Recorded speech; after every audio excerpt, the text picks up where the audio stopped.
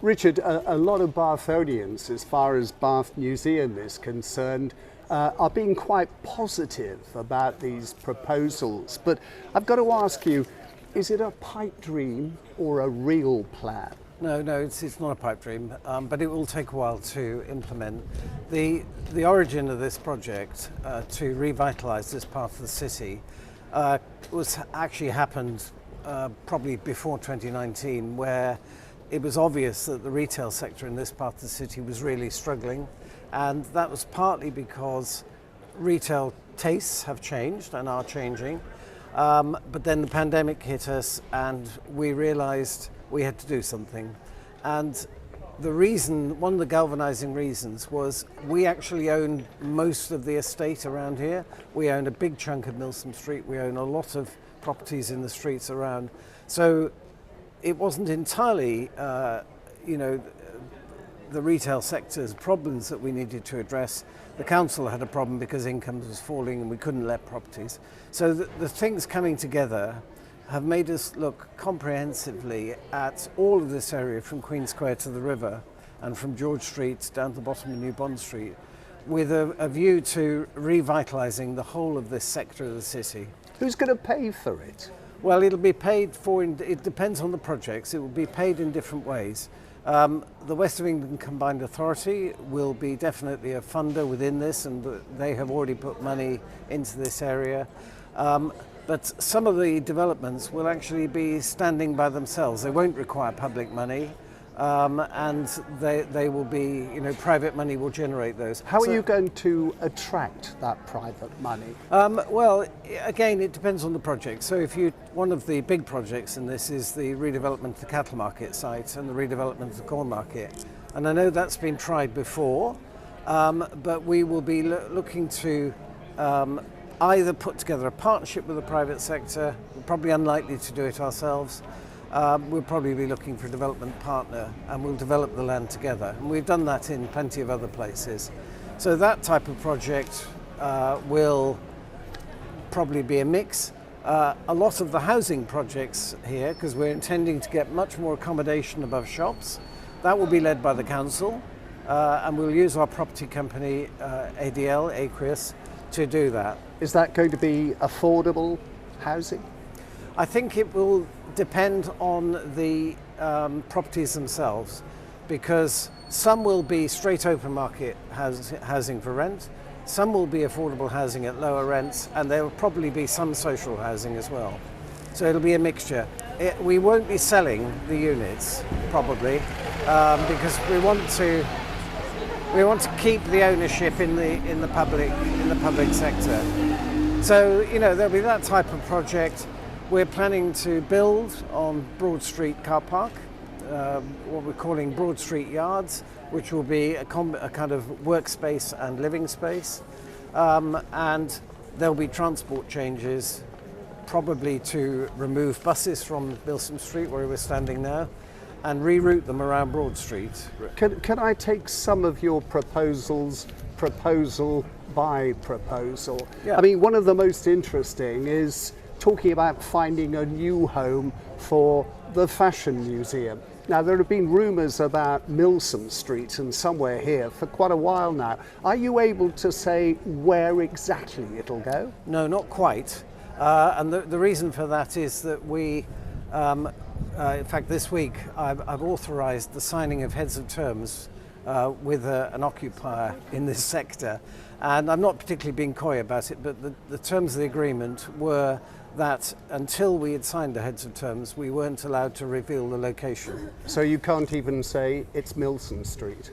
No, I can't. I mean, I am expecting we will be able to announce the location in the next 10 days. Something else that stood out to me also was talking about the old Cllr School in Broad Street, which of course is owned by Samuel Smiles Brewery, who have done nothing for years. Are we now seriously talking about a compulsory purchase order? Well, the council's preference is not to start off with compulsory purchase, and we have been talking to Sam Smiths over the last 2 years as we prepared the master plan. So they are aware of what we're doing. one of the triggers to redevelopment of that site is actually Broad Street car park, Broad Street yards, because the only disabled access to the Cllr site is through the car park, and we are not going to grant that unless they bring the development forward. So there is a lever there. You cannot get disabled access from the front because the front facade is listed and there are steps. And so there is a deal to be done if they want to do it. But they want a hotel and pub, not a centre for creative industries. No, and they have a planning consent for that, which they haven't executed. So we are talking to them. The master plan does give the policy basis now for intervention.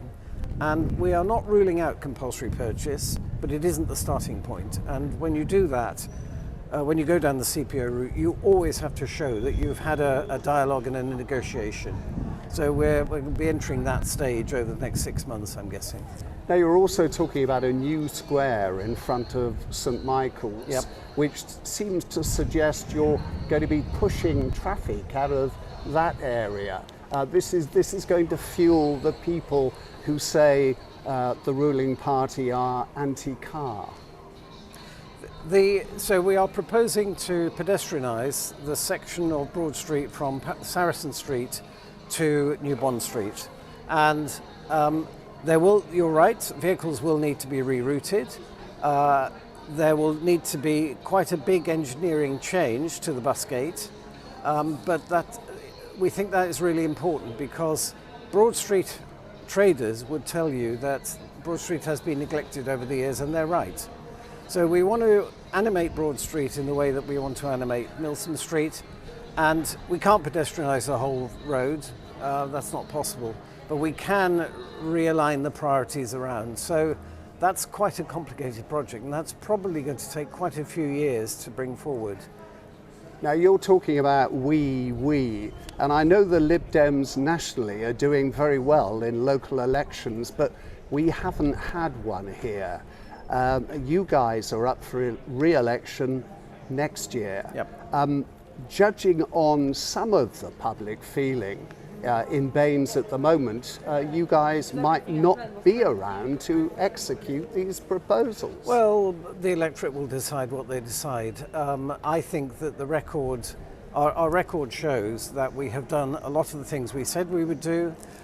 They've not all universally been popular, but what we're finding is that there are very strong levels of support across Bath and North East Somerset for some of the traffic interventions we're trying to do.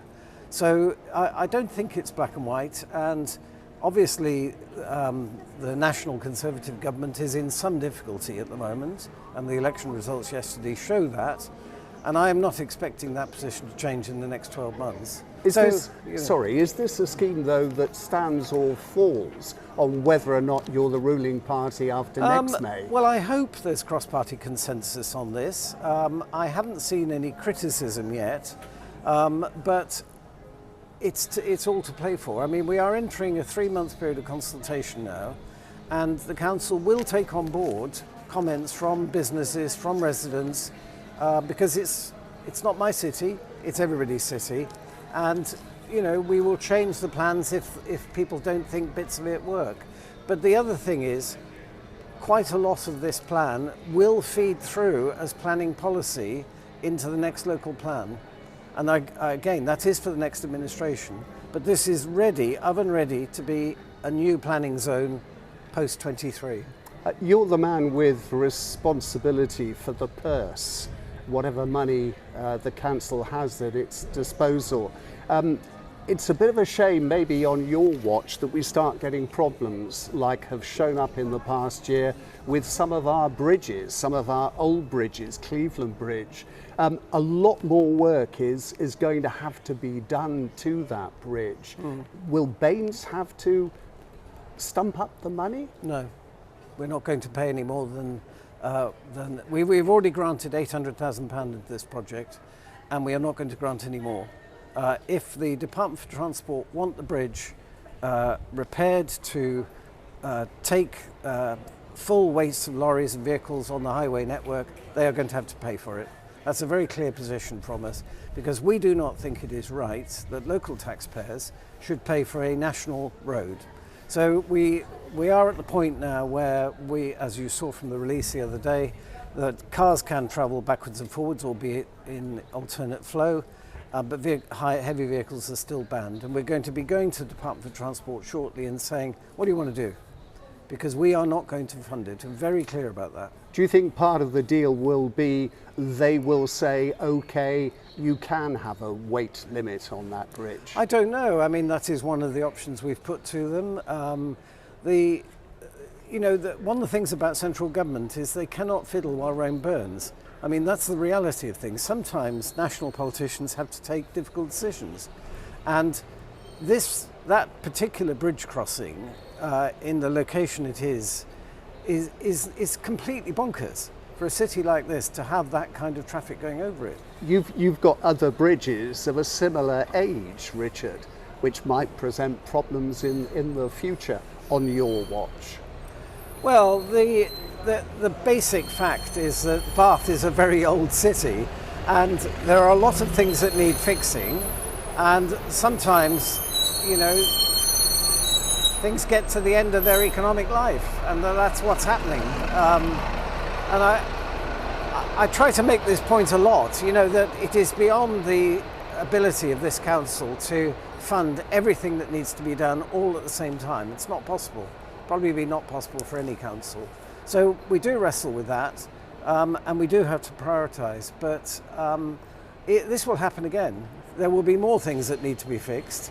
I mean, the thing that really worries me is the condition of the vaulted structures on which most of our roads are built in the city centre. That really does worry me, because once some of those start to deteriorate, then we are in trouble.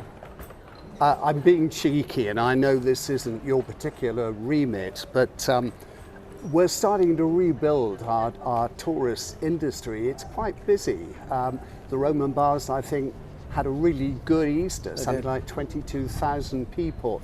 Yeah. Just outside their side entrance is a wonderful Georgian colonnade that links the Roman Baths with the cross bath at the other end. Yep. A certain retail company has repainted the pillars on one side. It's a bit of an embarrassment, surely, in the middle of a World Heritage City to let that happen. Well, the first thing is they shouldn't have done it because they needed listed building consent. One of the worst things you can do is to paint Bath stone, because it traps moisture inside it and then it causes deterioration because moisture can't escape. So the planners, our planning team, are already in contact with the leaseholders there. The council owns the freehold of these buildings, but they have long-term leases on them. And we don't know where the responsibility lay for doing that. But what I can say to you is we will be going through a planning enforcement process on them. And the first thing that happens in that is that they are invited to make a listed building application. And then the planning committee will decide what they do about that.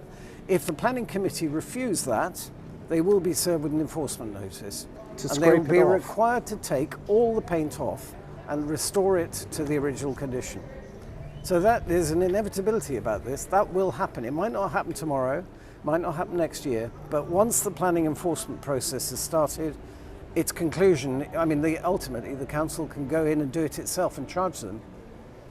I've also got officers looking at the terms of our lease with the lessees to see if there's a breach of the lease. And we are not going to let this happen. There's a really strong message to owners in the city that if you think you want to do something to the facades of the properties, you have to talk to the planners about whether you need permission to do it. Thank you. What's your reaction today to the results coming in from the local elections? Because everybody is talking about Labour taking authorities from the Tories, but at the same time, what they're not saying very much is the Lib Dems are getting the most councillors elected. Yeah, Lib Dems took control of Hull, which is, that was a surprise. And right across the south particularly, it's been a very strong result. I mean, there are no Conservatives left now in London Borough of Richmond-on-Thames, none.